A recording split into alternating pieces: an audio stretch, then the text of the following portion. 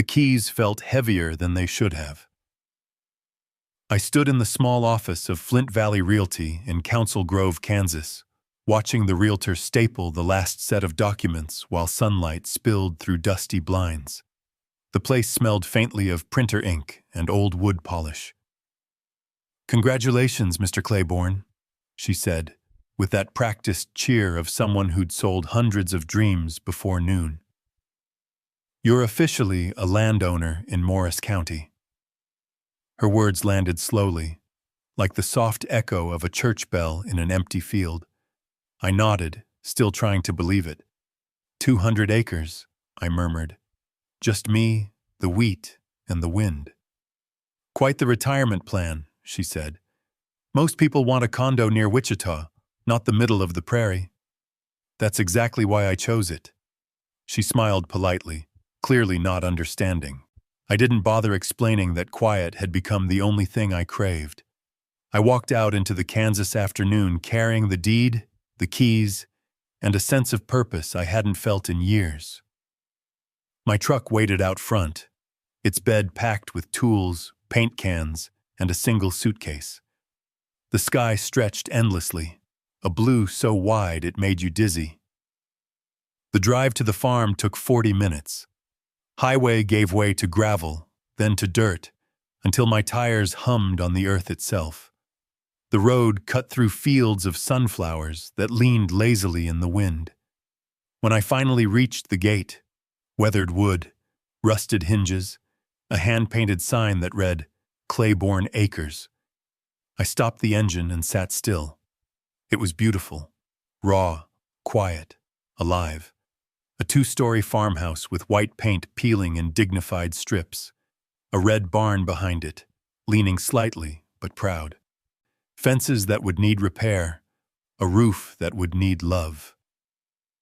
But it was mine. For the first time in a long time, I felt my late wife Helen beside me.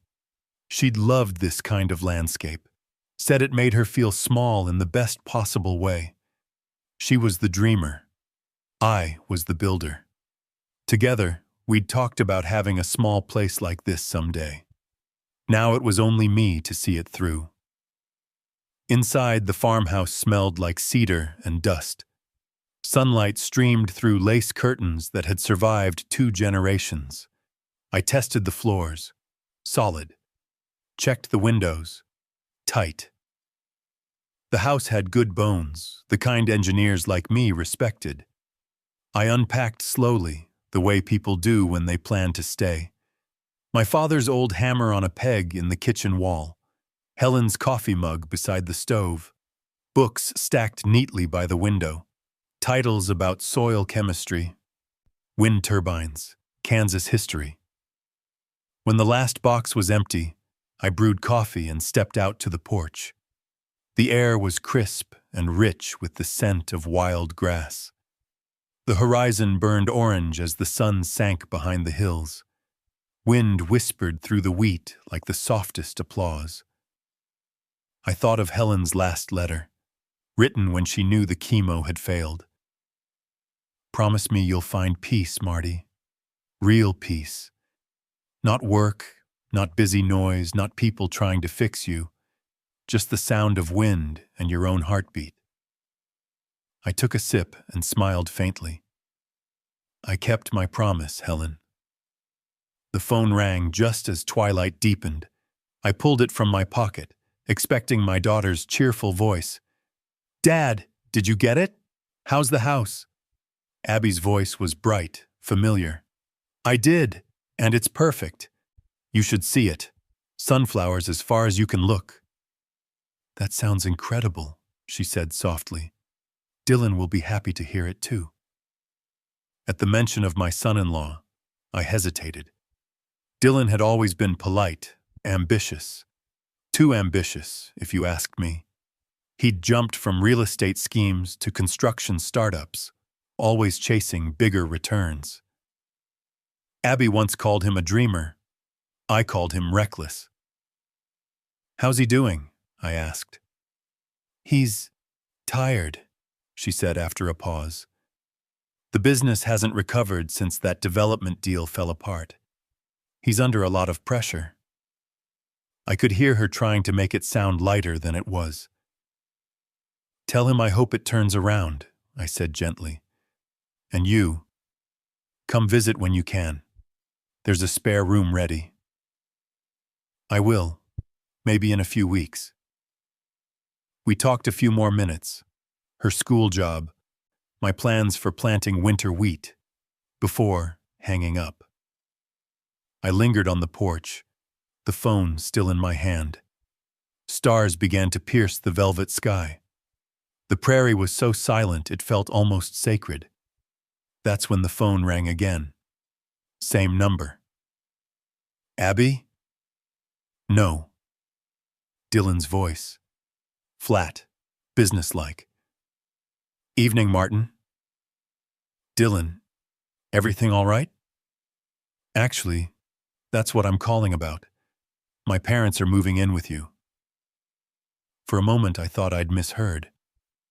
I beg your pardon. They need a place. Lost their lease in Topeka. Abby and I agreed it's best if they stay with you until we figure things out.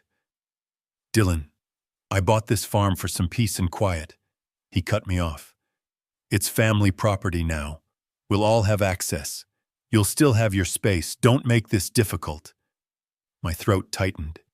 It's not family property. It's mine. Paid in full. He gave a small, humorless laugh. Come on, Martin. You used the joint inheritance, didn't you? Mom's money, Abby's share, it all went into the same pot. Legally, that makes it shared family estate. That's not true, I said evenly, though my pulse thudded in my ears. Helen's life insurance funded this. My wife's, not yours. Well, I guess we'll let the paperwork sort that out, he said coolly. My parents will be there Friday morning. Be ready. Before I could respond, the line went dead. The wind outside shifted, carrying a low whistle through the open fields. I stared into the darkness until my reflection faded in the window. So much for peace and quiet. I poured another cup of coffee, sat at the kitchen table, and opened my old engineering notebook. My hands were steady as I wrote the first line across the top. Problem: unauthorized occupation of property. Objective: protection, not retaliation. Outside, the wheat rustled like whispers in the dark. The night had grown colder, but I kept writing, drawing lines and boxes, already turning fear into a plan. By morning, the Kansas sky had turned a bright, deceptive blue, the kind of day that made everything look calm, even when a storm was brewing underneath. I'd barely slept. The sound of the wind against the old farmhouse had kept me company while my mind turned over everything Dylan said. Friday morning, 2 days. I stood at the kitchen counter, notebook open beside my coffee mug, and reread what I'd written last night. Problem: unauthorized occupation of property. Objective: protection, not retaliation. Years of working as an engineer had trained me to see chaos as a system waiting to be understood. So I did what I always did when faced with a problem. I started listing. Review title and deed. Verify source of purchase funds. Notify local authorities of potential trespassing. Document everything. No emotion. Just procedure. By 10 o'clock, I was driving into town, 20 miles of dirt and cracked asphalt leading back to Council Grove. The Morris County Clerk's office was quiet, the air smelling faintly of toner and coffee. A woman at the counter looked up from her computer when I approached. Morning. How can I help you? I need to confirm a property title, I said, sliding the folded deed across the counter. She took it, typed something into her computer, then frowned slightly. You're Martin Claiborne, correct? That's right. Well, Mr. Claiborne, someone requested copies of your property file earlier this week. My chest tightened. Who?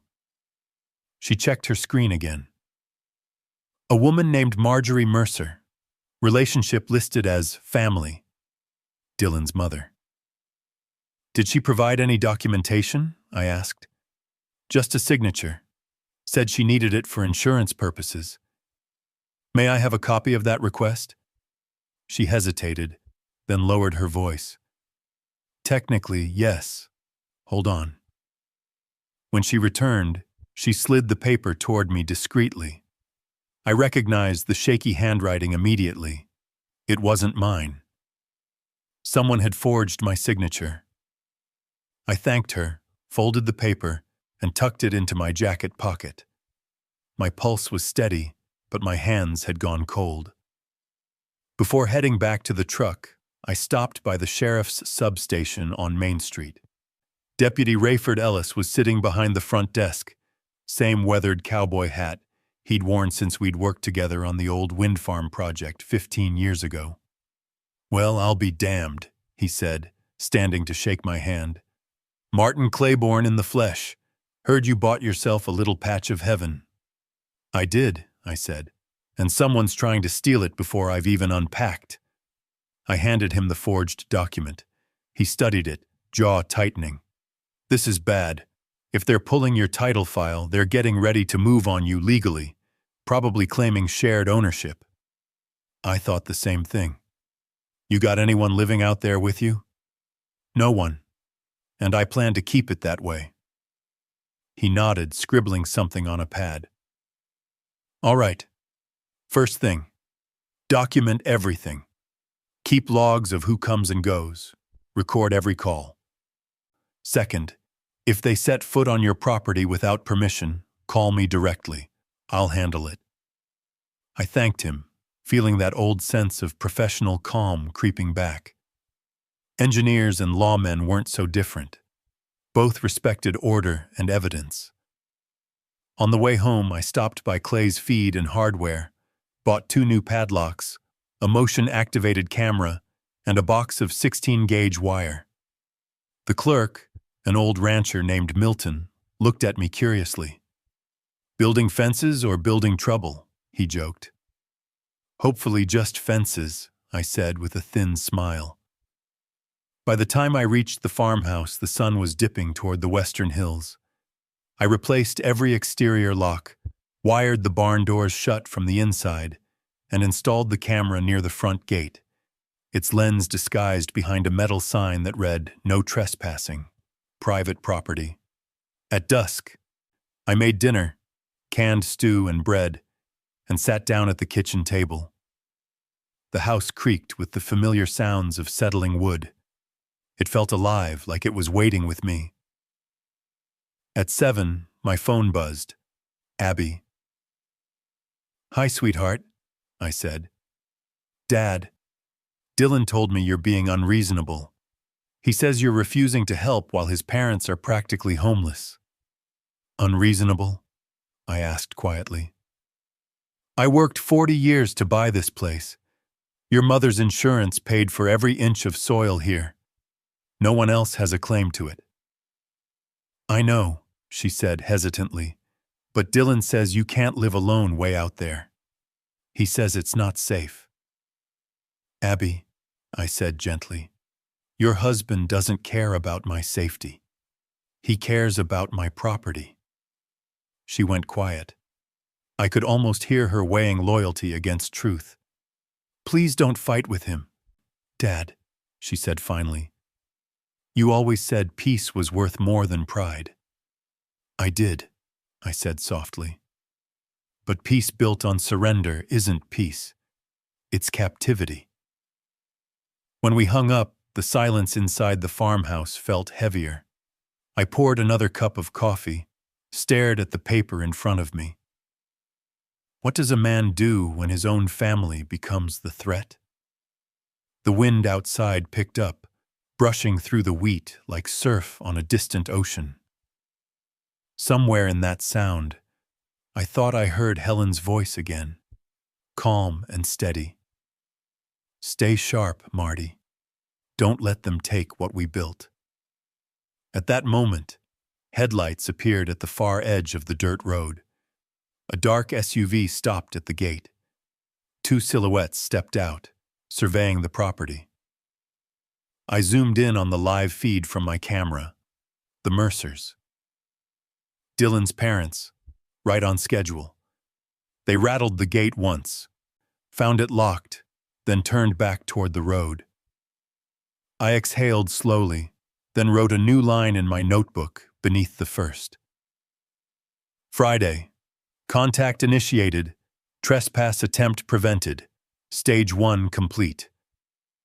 I closed the book and looked out into the endless Kansas dark, where wind whispered through the tall grass like a promise. This fight had only just begun. Friday morning arrived with a soft rain that turned the gravel road into mud. From the porch, I could see a thin mist rolling across the sunflower fields, the kind that blurred the horizon until sky and land became one. It would have been a peaceful morning if I hadn't seen the dust plume of an approaching van cutting through the haze. I didn't need binoculars to know who it was. Glenn and Marjorie Mercer stepped out wearing the kind of expressions reserved for people who believe the world owes them comfort. Abby followed a few minutes later in her sedan, looking smaller than I remembered, her hair tied up, shoulders slumped. "Morning!" Glenn shouted, forcing a cheer that sounded more like command than greeting. "We made good time." I walked down from the porch, hands in my jacket pockets. "Good morning, Glenn. Didn't expect company." "Well, Dylan said it was fine," Marjorie cut in briskly. "Said you'd prepared rooms for us." She looked around, wrinkling her nose at the sight of the barn and the muddy yard. "It's quaint." Abby stepped forward, avoiding my eyes. "Dad, it's just temporary, I promise. They had to leave Topeka. It's only until they find a new place." "Did Dylan tell you I agreed to this?" She hesitated. "He said you were fine with it." My chest tightened, but I kept my voice calm. Then he was mistaken. Marjorie set her purse on the porch rail like she already owned the place. "Well, we're here now. No sense in arguing.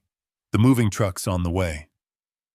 I exhaled slowly, feeling that familiar engineer's patience kick in, the kind you need when something's about to collapse, and all you can do is hold the structure steady until the pressure passes. "Come inside," I said finally. "We can talk over coffee."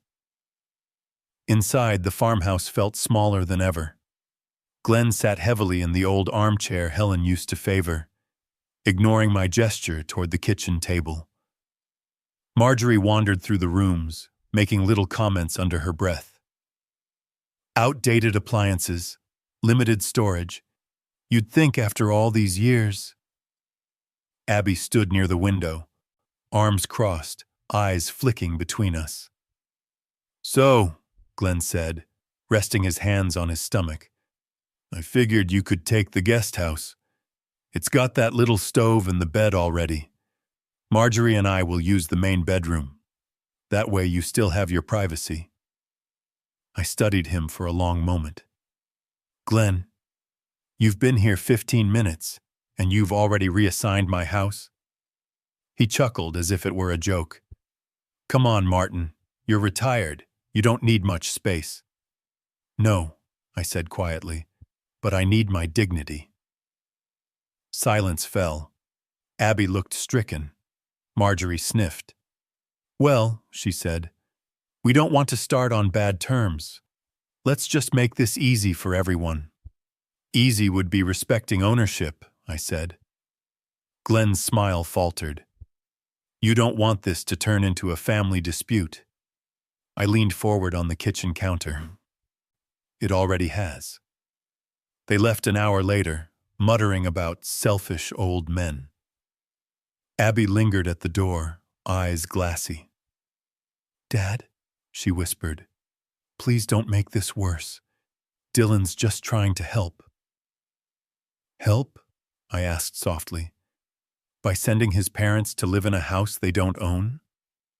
She pressed her lips together, unable to answer. He says you're not thinking clearly since Mom died, that you're lonely. I looked at her then, really looked. There was fear there, but not of me, of him. You know me better than that, Abby, I said gently. I built my life on logic. I haven't lost it yet. She swallowed hard, nodded once, and walked to her car without another word. When the sound of her engine faded, I turned back to the kitchen, poured a fresh cup of coffee, and opened Helen's old lockbox. Inside were the documents that had survived 2 decades of careful storage. Her life insurance papers, the bank statements showing the transfer, and the notarized letter she'd written before her surgery. The life insurance payout is to be used solely by my husband, Martin Claiborne, for his retirement and personal residence. This property, once acquired, shall remain in his name only, not shared or contested by future spouses or in-laws. I remembered the day she'd signed it, her handwriting shaking from the medication, but her eyes steady. She'd known me well enough to see what I might face alone someday. I photographed every page, uploaded them to cloud storage, and slipped the originals back into the hidden compartment in the feed room under the false floorboard. Helen's foresight had become my lifeline. That afternoon, I drove to Emporia, an hour away, to meet with an agricultural attorney named Clara Jensen. Her office was small, tucked between a seed supply store and a dentist. She looked about 40, sharp-eyed, with the calm confidence of someone who'd fought but too many land disputes to be surprised by much. "I've seen this pattern before," she said after reading my documents. "Family claims, coercion under the guise of caregiving. They'll push to have you declared incompetent if you resist." "Then we stay ahead of them," I said. She smiled faintly.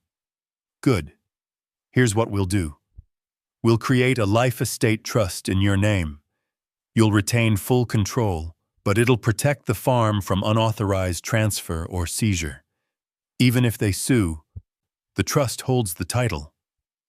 "And what about the fake signatures?" "I'll file a preemptive affidavit of forgery with the county recorder. If anyone tries to use those papers, they'll hit a wall." I nodded slowly, the tension in my chest easing for the first time in days. "Also," she added, "start keeping a daily log. Every visit, every call. Document everything. The more methodical you are, the harder it is for them to twist the truth." That night, back at the farmhouse, I followed her advice. April 21st, 7:15 p.m. Glenn and Marjorie Mercer attempted to occupy property, left after verbal refusal. Abby, present, appeared conflicted. No physical altercation. I set down the pen, listening to the steady hum of crickets outside.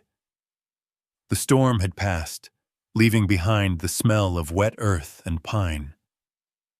I stepped onto the porch, the boards creaking under my boots, and looked out over the dark fields. Lightning flickered somewhere far across the plains. I thought of Dylan's smug voice calling my farm family property, of Glenn sitting in Helen's chair, of Abby caught between blood and loyalty. They thought they could corner an old man. They didn't know how many battles I'd already fought in my life, how much structure and resolve it took to survive losing the person who made life worth living. I whispered into the night, almost like a prayer. "All right, Helen. Time to build one last foundation." The wheat swayed under the moonlight like gold in motion, and for the first time, I felt something close to certainty. This wouldn't end the way they expected. The next week unfolded with the strange calm that always comes before a storm. The days were bright, the wind soft, the sky impossibly wide, and yet everything in me felt coiled. Every time the phone rang, I half expected another voice demanding something that wasn't theirs to take. It came on Wednesday afternoon. "Martin?" Dylan's voice snapped through the speaker, clipped and businesslike, the way he sounded when he was selling houses on the phone. "We need to talk about the paperwork." "What paperwork?" "The property consolidation forms," he said. "It's just a legal technicality. We're merging all the family holdings into one portfolio. My accountant already filed it with the county. Should be simple." My throat went dry. "And you think my farm belongs in your portfolio?" "It's family land now," he said. "That's what I've been telling you. Don't make this difficult." I hung up before he could finish. My pulse hammered in my ears as I opened my desk drawer and took out the folder where Clara's copies of the legal filings were stored. I scrolled through my phone until I reached her number. When she answered, I didn't waste time. He just said his accountant filed something with the county. A consolidation. There was a pause, then the sound of papers shuffling. "Hold on," she said. A minute later, "Found it." He wasn't lying. They submitted a family property consolidation form, signed supposedly by you and your daughter Abigail. I froze. "That's impossible." "I know," she said, "and I can see the forgery. The M in your signature is printed, not cursive. It's crude but enough to confuse a clerk. They're trying to record a partial ownership claim. What happens if they succeed? If it's recorded and goes unchallenged, it could take months to reverse. They're setting up to refinance against your farm's value. Use it as collateral?" "Yes," she said quietly. "Probably for Dylan's debts." The line went silent for several seconds.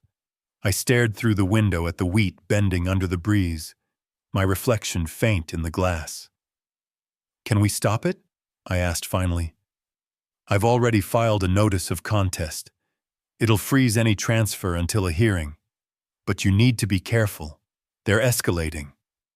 "I know," I said, my voice low. "That's why I'm going to escalate too." That evening, I installed 2 additional cameras, one by the barn and one facing the back road that cut through the north pasture.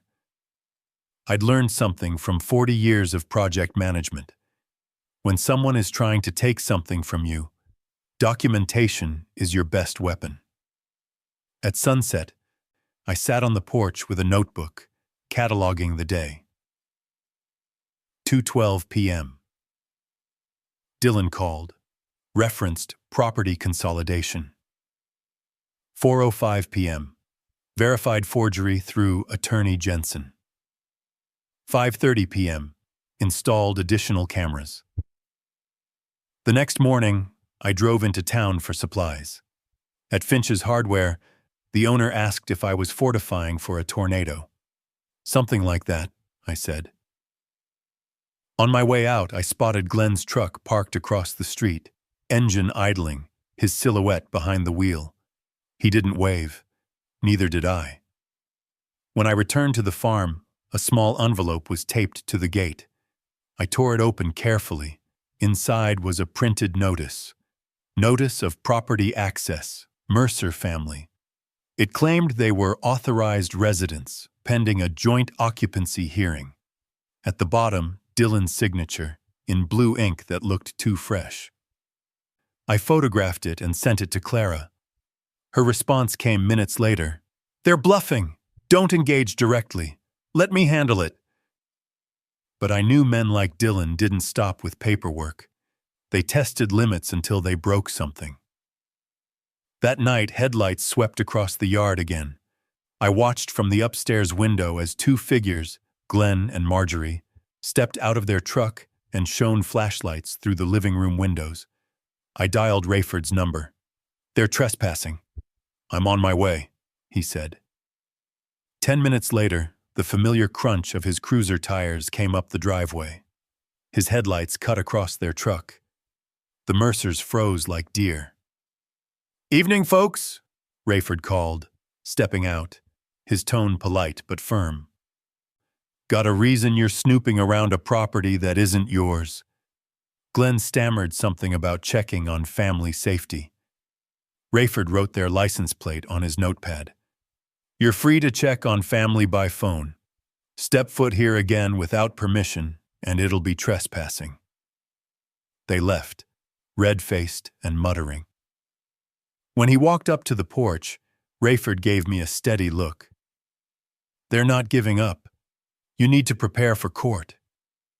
"I already am," I said. The next morning, Clara called with an update. "Martin, I've been digging into Dylan's finances. He took out a private bridge loan from a lender in Manhattan, Kansas, $120,000, secured by anticipated equity from your farm. If that lender presses, they'll come for you next." "So he used my land for leverage without owning it," I said. "Exactly," she replied. "I'm freezing that asset claim through the court, but you might want to make sure there's no physical access to the property."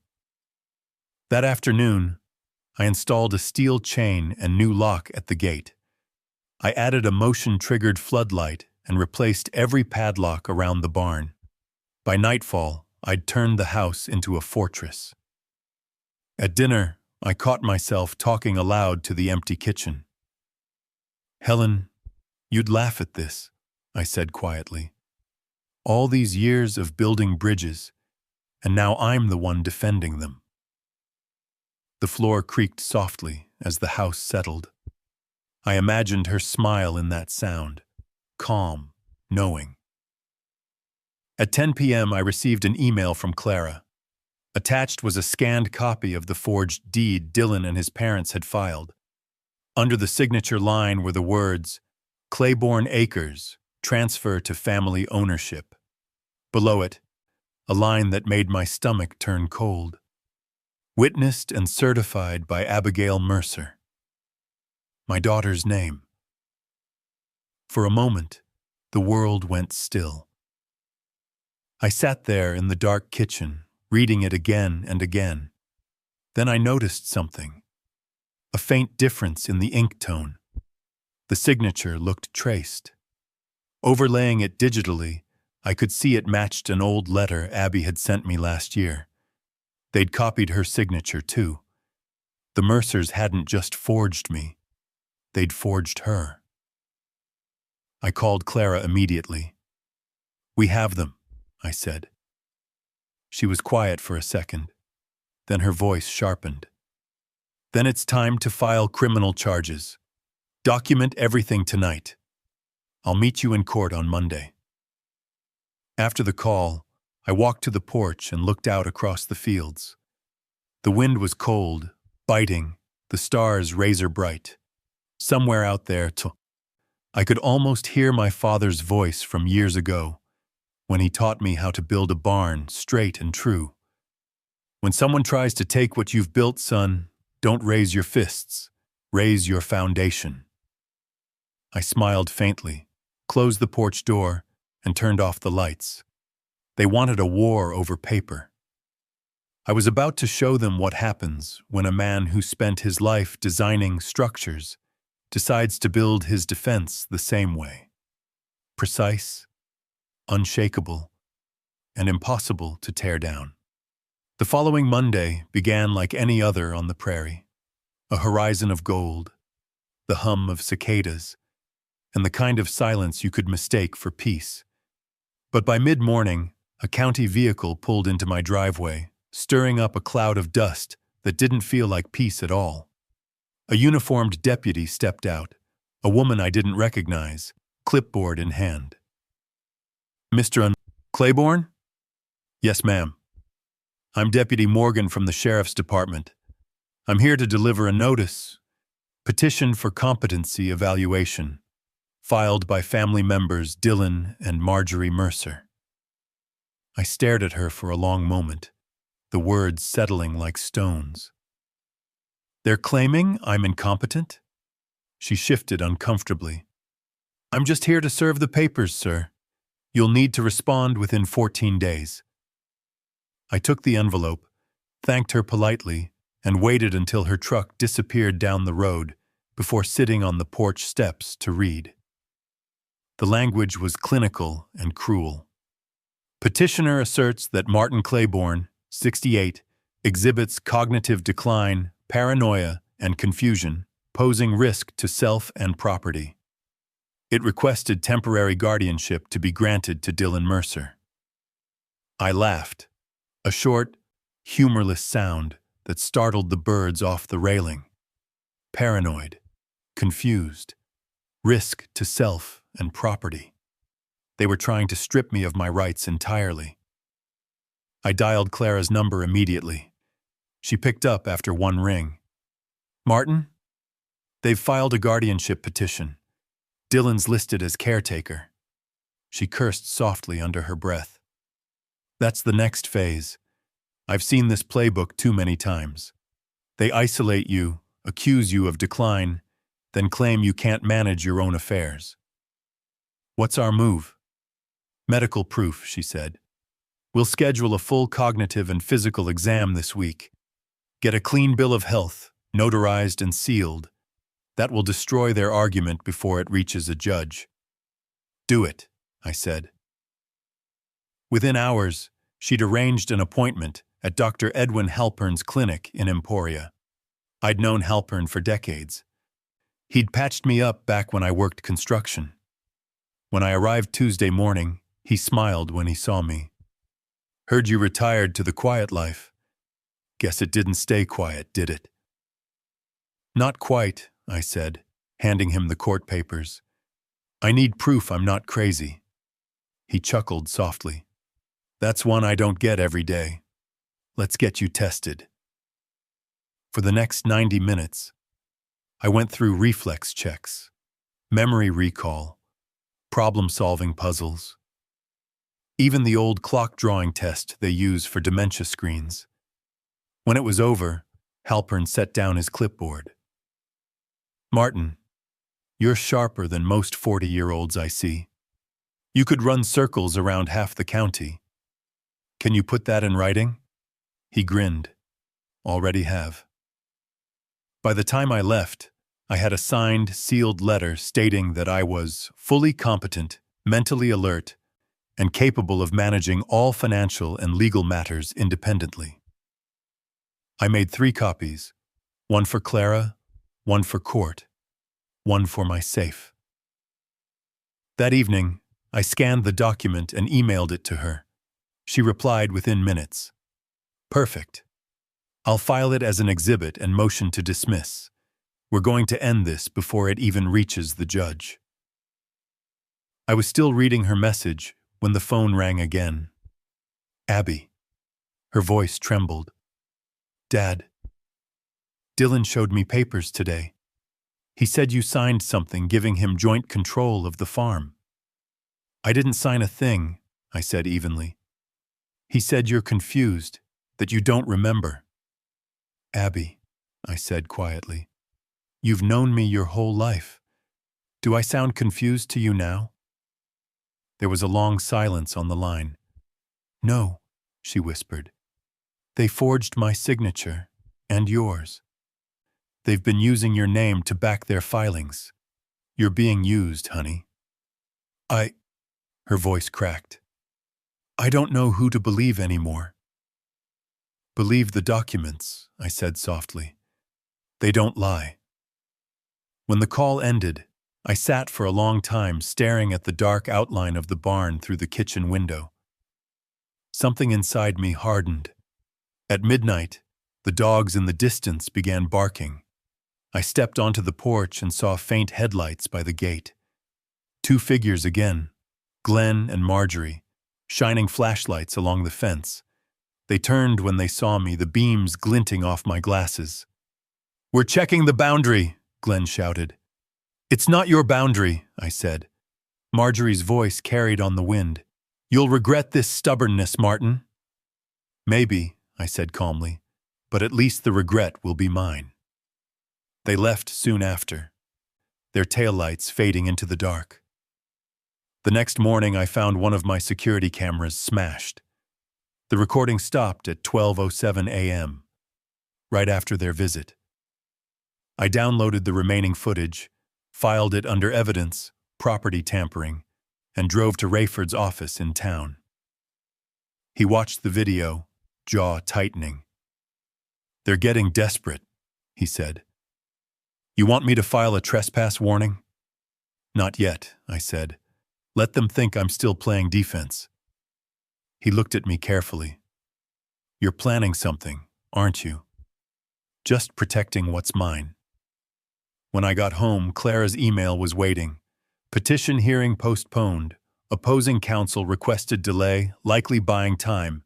Be ready for another move. I closed the laptop and exhaled slowly. I'd spent 40 years solving structural problems.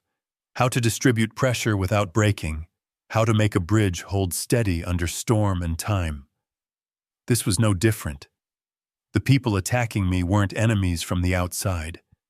They were termites, eating from within, thinking I wouldn't notice until everything collapsed. But I'd seen the signs early, and I knew how to rebuild stronger.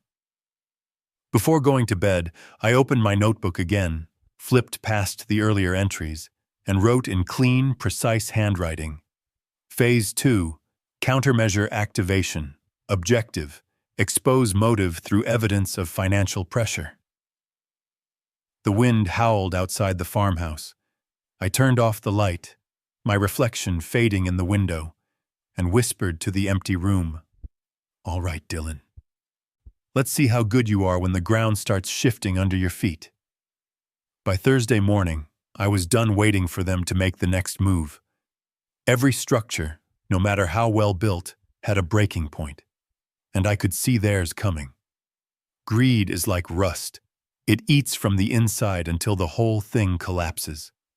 All you have to do is give it time and a little pressure. So I gave it both.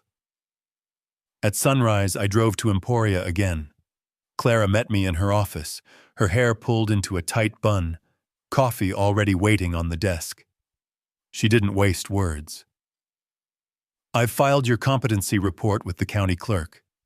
The guardianship petition will be dismissed within days. But there's something bigger," she said, sliding a folder across the desk. Inside were financial documents, copies of loan statements from Sun Valley Lending Group in Manhattan, Kansas. Dylan's name was on every page. "He used projected equity from your farm as collateral," she explained. "He told the lender that you'd given him ownership through a pending transfer. We can prove that's false, which means he's committed fraudulent representation." I turned the pages slowly. The numbers didn't lie. Loan amount, $120,000. Status, delinquent. Clara continued. "If he defaults, they'll pursue recovery through asset seizure. But since the transfer was never valid, the lender technically has no claim on your property." "So the loan is worthless?" She smiled thinly. "Exactly. Unless someone steps in and buys it." I looked up from the file. "What do you mean?"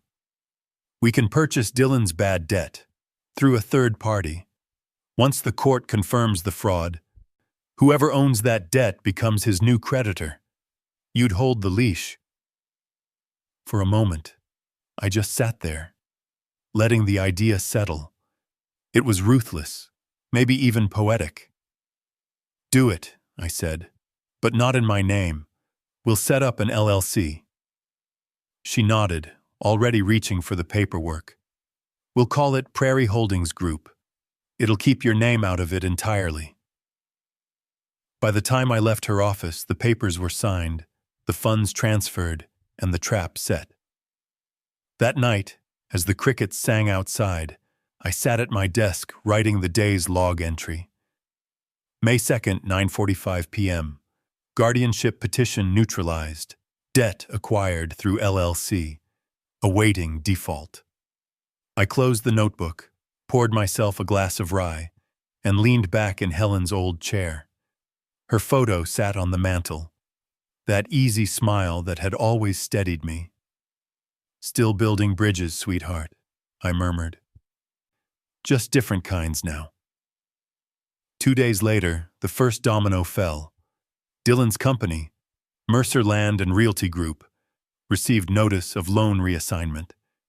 The lender had sold his debt to Prairie Holdings Group for pennies on the dollar. I watched it unfold from a distance as Clara handled the legal logistics. Within 48 hours, Dylan was served with a formal demand letter from his new creditor, me. He called that night. "You think you can ruin me?" His voice was ragged, almost unrecognizable. "No," I said quietly. "You managed that on your own." "You can't do this. It's illegal." "Forging my signature was illegal," I reminded him.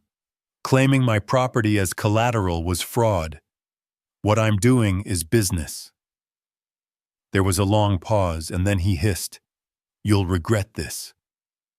"Maybe," I said, "but at least I'll regret it from my porch, not a courtroom." He hung up, but not before I heard the sound of something breaking in the background. Over the next week, I could almost hear the gears grinding in his life. His clients stopped returning calls. His license was under review for documentation irregularities. The lender he'd tricked was now cooperating fully with the fraud investigation Clara had initiated.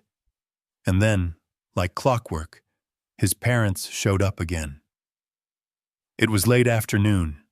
The wheat shimmered gold under a sharp wind. I was repairing a fence post when their car came up the drive. Glenn got out first, anger written in the tightness of his jaw. "You think you can humiliate my son?"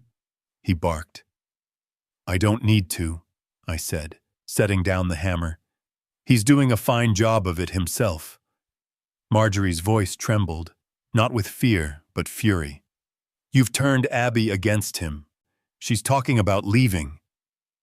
I wiped the sweat from my forehead and looked at them both. "If she's leaving, it's because she finally sees the truth." Glenn took a step closer. "You better fix this before it gets worse." "Worse for who?" His silence was answer enough. "I'd leave before dark," I said evenly. "There's a new trespass order filed as of this morning. Step past that gate again, and you'll find out what worse really means." They left without another word, gravel spitting from their tires as they tore down the road. That night, I reviewed my security footage. Every camera had captured the exchange, audio clear and sharp. I saved the file under a new folder. Evidence, Threat and Intimidation, May 7th. 2 days later, Dylan's business officially defaulted on the loan. Prairie Holdings, my shell company, now held first lien rights to all his assets, including his vehicles and the house he shared with Abby. Clara called me the next morning. "He's panicking," she said. "His lawyer reached out asking for settlement terms." "What did you tell him?" "That the creditor would consider partial forgiveness, under very specific conditions." I smiled. "Good. Let him sweat." That evening, I took a walk through the north field. The sun was sinking low, casting the sky in shades of copper and rose. The wheat swayed like an ocean, whispering softly around me. For months I'd felt hunted, cornered by my own family's greed. Now, for the first time, the air felt lighter. But I knew the fight wasn't finished. People like Dylan don't accept defeat. They plot until there's nothing left to lose. And when they're desperate, that's when they're most dangerous. Still, I had the advantage now. Control of his debt, proof of his fraud, witnesses, and the law on my side. I stopped at the edge of the field, looked back at the farmhouse glowing in the dusk, and spoke quietly into the wind. "They came for my peace, Helen. Now they'll watch me protect it, piece by piece, until there's nothing left for them to take." The prairie answered in the only language it knew, a soft, endless hush of wheat bending in the wind, as if the land itself agreed. By mid-June, the Kansas air had turned heavy and warm. Thunderheads built along the horizon every afternoon, rolling like gray fortresses above the wheat fields. It was the kind of weather that made the world feel tense, charged, waiting for something to break. And it finally did. I was in the barn checking the generator when the sound of tires skidding on gravel made me step outside. Abby's car came to an abrupt stop by the porch. She got out, trembling, eyes red from crying. "Dad," she called, voice shaking. "We need to talk." I wiped the grease from my hands and walked toward her. She looked exhausted, like someone who hadn't slept in days. Inside, I poured her a glass of water and waited. "It's all falling apart," she whispered. "Dylan's losing everything. The business, the cars, the house. He says it's your fault." I met her eyes. "He's right, but it's his doing that made it necessary." "I didn't want to believe you," she said, tears spilling over. "But I saw the papers Clara sent me, the forged deeds, my fake signature." I opened my drawer, took out the folder I'd been saving, and slid it across the table. "What's this?" she asked, her voice barely audible. Every document, every recording, every lie. Their plan wasn't just to take the farm. They were planning to liquidate it, sell it to cover Dylan's debts. She opened the folder, scanning the evidence with shaking hands. The fraudulent loan agreements, the forged family consolidation form, the surveillance stills of Glenn and Marjorie trespassing, the email chain between Dylan and a lender promising repayment once title transfer completes. When she reached the last page, the one where Dylan's own lawyer admitted in writing that the signatures were problematic, she broke down completely. "Oh God," she sobbed. "He told me you'd lost your mind, that you were paranoid, and I believed him." I placed my hand gently over hers. "You wanted to believe the man you married. That's not a sin. But now you see the truth, and you get to decide what comes next." She looked up, eyes wet. "What do I do?" "Leave him," I said quietly. "I've already neutralized his debt through Prairie Holdings. If you file for divorce, I'll release the lien on your house and clear your name from every document he forged. You'll start clean." She blinked at me, stunned. "You'd do that?" "You're my daughter, Abby. I won't punish you for his greed." Her face crumpled as she nodded slowly.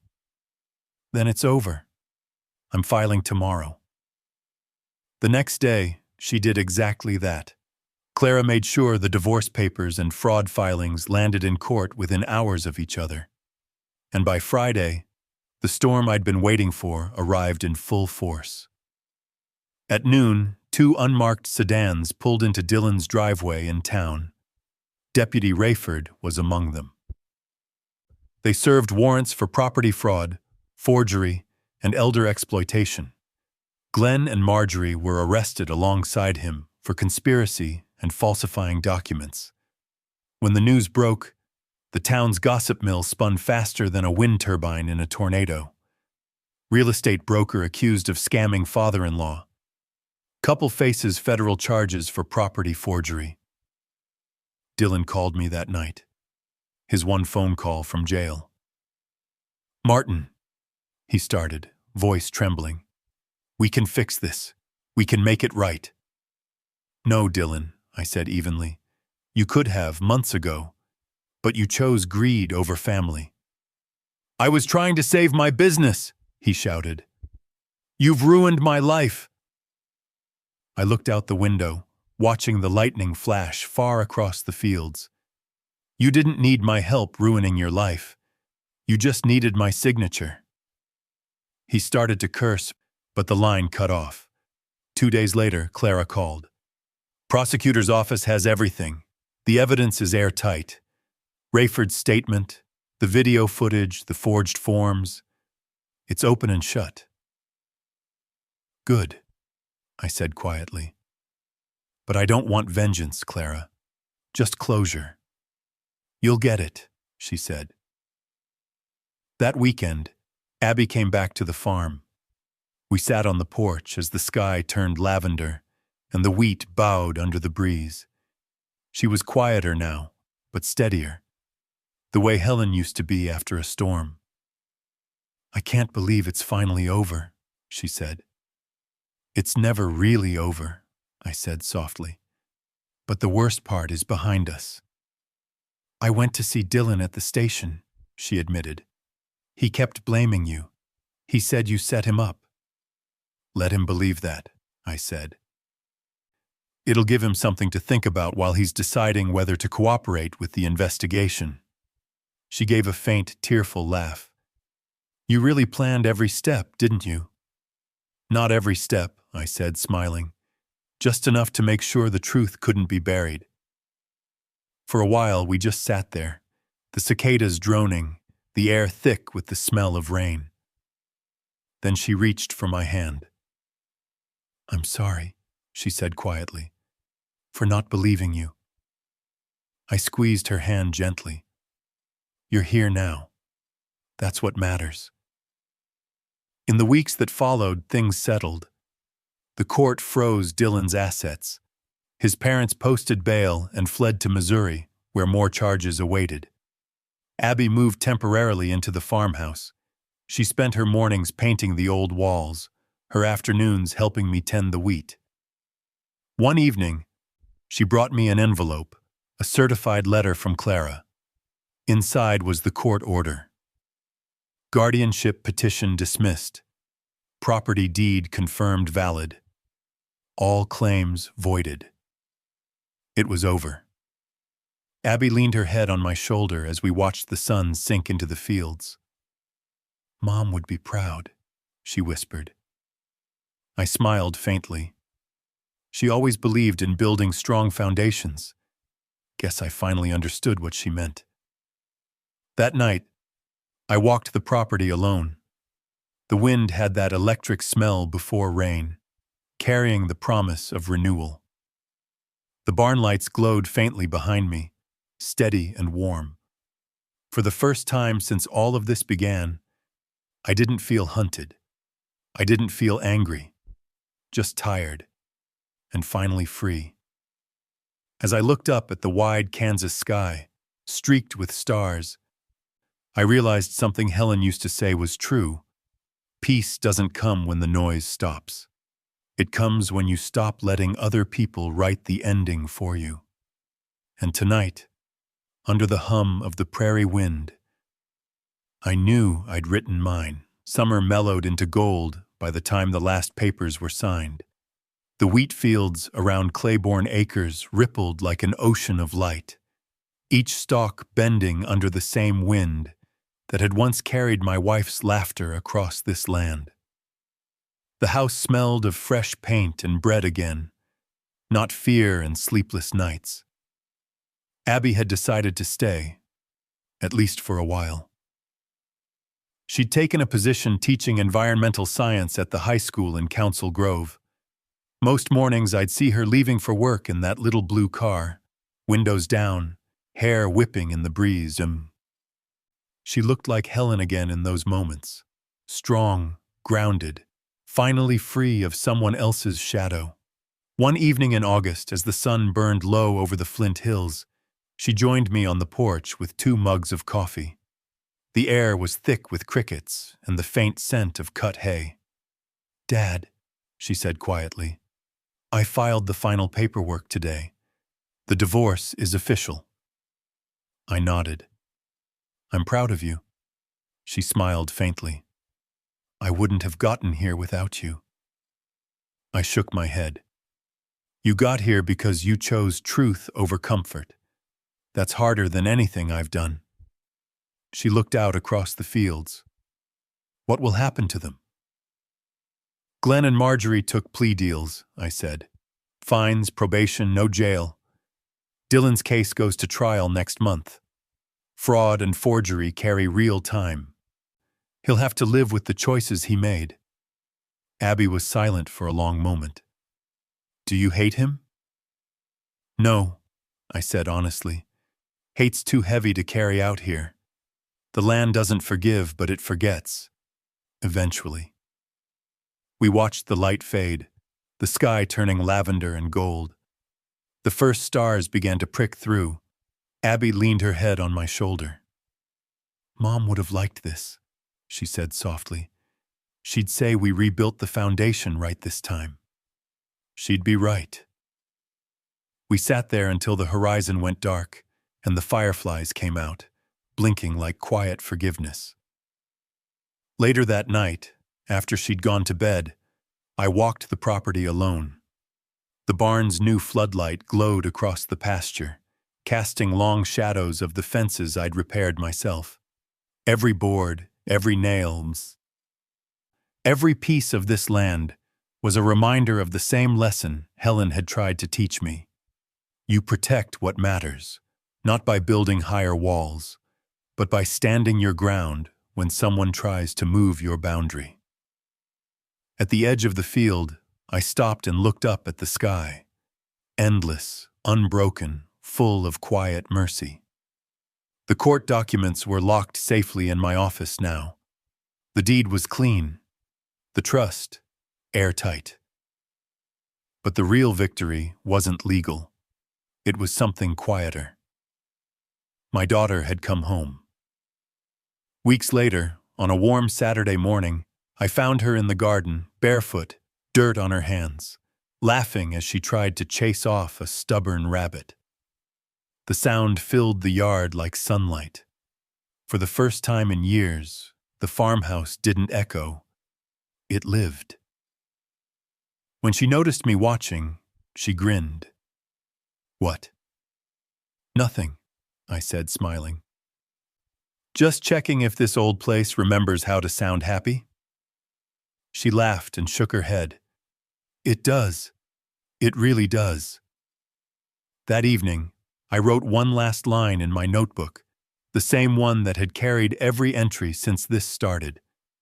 June to August, conflict resolved, property secure, daughter free, peace restored. I closed it, set it on the shelf beside Helen's photo, and whispered, "We did it, love. The house stands." As the sun slipped away behind the western ridge, the fields shimmered like liquid fire, endless and forgiving. And in that stillness, I finally understood what peace truly was. Not the absence of storms, but the quiet strength to stand through them. When family turns into threat, fight with wisdom, not fury. Protect your boundaries, but leave room for forgiveness. Because in the end, the land remembers who tended it and who tried to take it away.